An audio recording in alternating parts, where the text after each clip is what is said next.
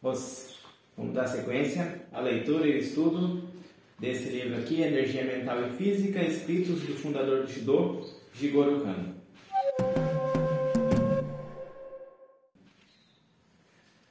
A seguir, eu gostaria de descrever resumidamente a prática livre, envolvendo arremessos e técnicas corpo a corpo, referindo-me a elas por seus nomes em japonês.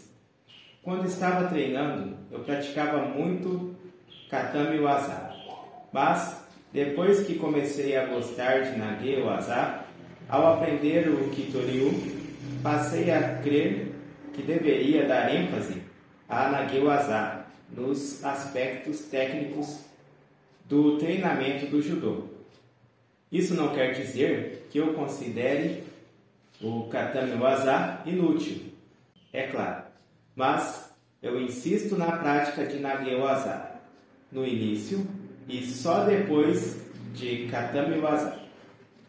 Faço isso porque começar com Katame Waza atrasa o progresso em Nage Waza, e é lógico que começar com Nage Waza faz com que seja mais fácil lembrar Katame Waza em um estágio posterior. Quando criei o Judô Kodokan, estimulei a prática de Nage Waza precisamente por esta razão. Em resultado, nessa época, um grande número de especialistas em Nage Waza se juntou a nós nos primeiros anos da Kodokan.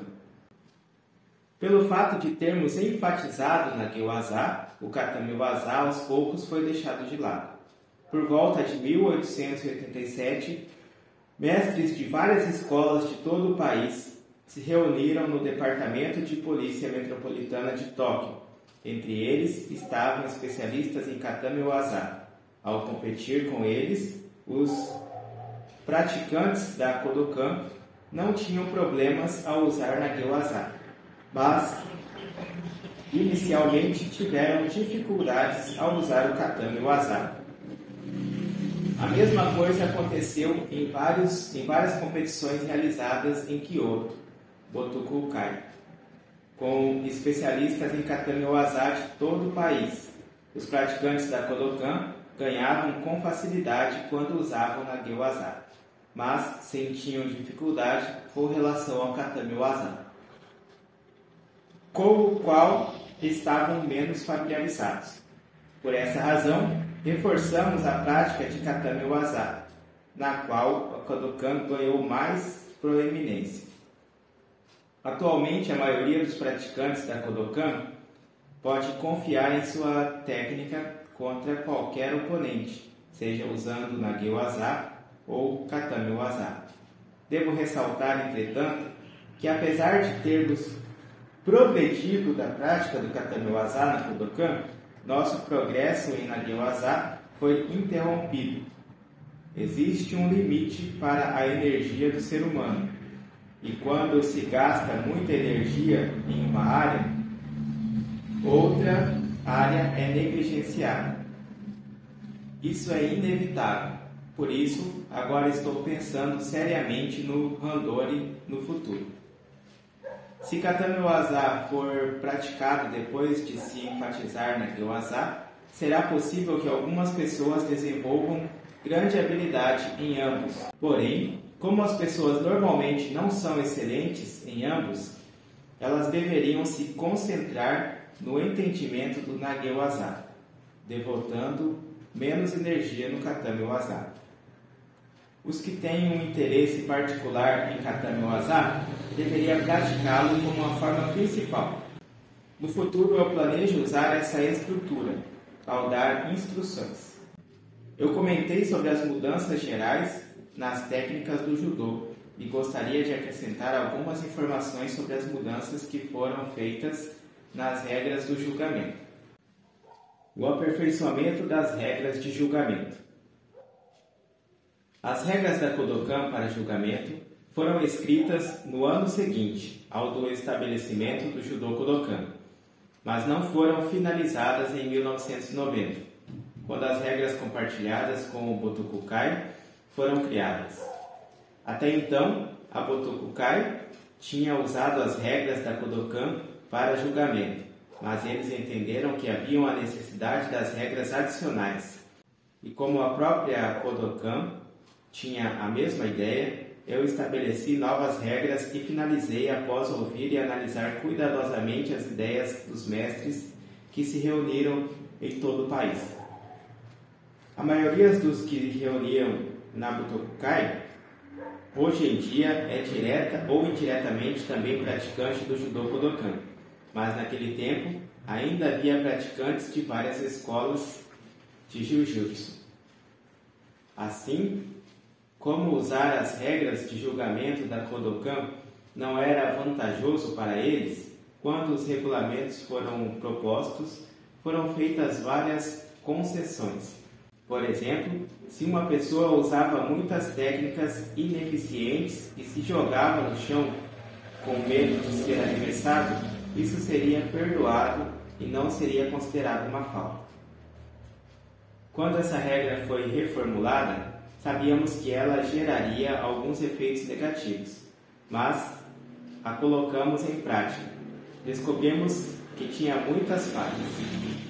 Eu conversei com o presidente da Butokukai e com as outras pessoas, e me perguntaram o que deveria ser feito para melhorar essa situação.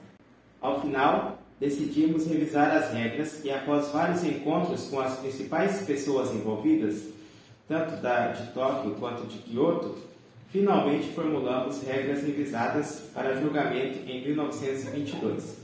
No entanto, ainda encontramos deficiência nas novas regras, e após maiores revisões, as regras atuais foram estabelecidas em 1925. Pode haver a necessidade de novas revisões no futuro, mas acho que não há dúvida que as regras de julgamento ficaram muito melhores após vários anos de estudo. A ascensão do Judô Kodokan e o declínio da escola de Jiu-Jitsu. Eu comentei antes que ano passado o número de escolas de Jiu-Jitsu no Japão chegava a 100 e que esses estilos de Jiu-Jitsu eram praticados em todo o país. Após a restauração Meiji, elas declinaram tão rapidamente que em certo ponto pareceu que o Jiu-Jitsu iria desaparecer completamente.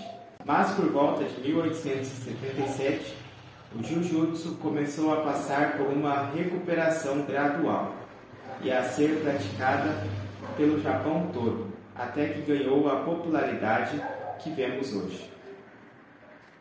A Gekiken, uma forma de esgrima, seguiu um caminho semelhante, mas diferentemente do Judô, os praticantes de Gekiken de hoje seguem estritamente as regras antigas.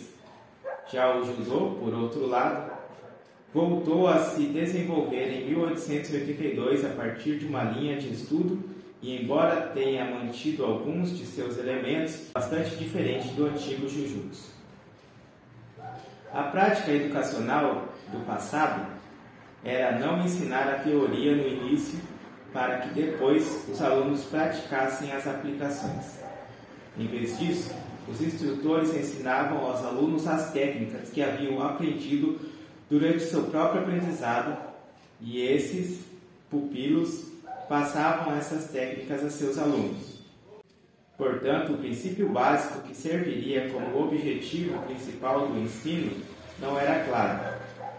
Vou dar um exemplo com base no que aprendi a partir dos ensinamentos de meu mestre. Uma vez, meu mestre me arremessou de maneira que hoje chamamos de Sumi Gaeshi, arremesso em diagonal. Eu não sabia como ele tinha feito aquilo, então lhe perguntei. Ele não disse nada e continuou a usar a técnica em mim repetidamente. Eu implorei para que ele me explicasse como fazia aquilo, e ele usou a técnica em mim novamente. Dessa vez, pedi a ele que me explicasse em detalhes como puxar os braços, como posicionar as pernas, como abaixar o quadril, sem usar o vazar em mim. Então, o mestre respondeu: mesmo que você me pergunte algo assim agora, a resposta não será útil para você. Mas se repetir o vazar muitas vezes e praticar, você aos poucos compreenderá. É claro que, como instrutor, às vezes ele dava explicações ou respondia às perguntas, mas geralmente havia poucas palestras baseadas nos princípios ou análises seguidas de explicações. Na Kodokan, estudamos e praticamos técnicas com o propósito de usar a energia mental e física da maneira mais eficiente possível para atingir objetivos, não importa quais sejam. Eis os princípios básicos do judô. Portanto, as pessoas que passam por treinamento não imitam meramente as ações do mestre, nem praticam sem compreender as razões por trás do que estão fazendo. Elas estudam os métodos e treinam de acordo com princípios detalhados. Por essa razão, o que antes levava 5 ou 6 anos para ser aprendido, agora é atingido em 3 anos. Quando estabelecemos a Kodokan, a maioria das pessoas foi para os dojos de Jiu-Jitsu que estavam voltados a ganhar popularidade, pois não estavam acostumadas com os nossos métodos de ensino. Mas essas pessoas perceberam que o método de ensino usado na Kodokan era superior e acabamos recebendo muitos alunos. Agora o currículo de certos dojos que apoiavam o Jiu-Jitsu de antigamente passou a ser o mesmo da Kodokan. A superioridade do Judô Kodokan é resultado das razões que descrevi ao passar pelo treinamento de Judô Kodokan. O aluno não deve esquecer esses métodos. Nos últimos tempos, como o judô se tornou mais popular em alguns casos, falta um método educacional e o espírito fundamental do judô. Portanto, minha esperança é que aqueles que estão em treinamento, tanto quanto os instrutores, deem a devida atenção a essas questões.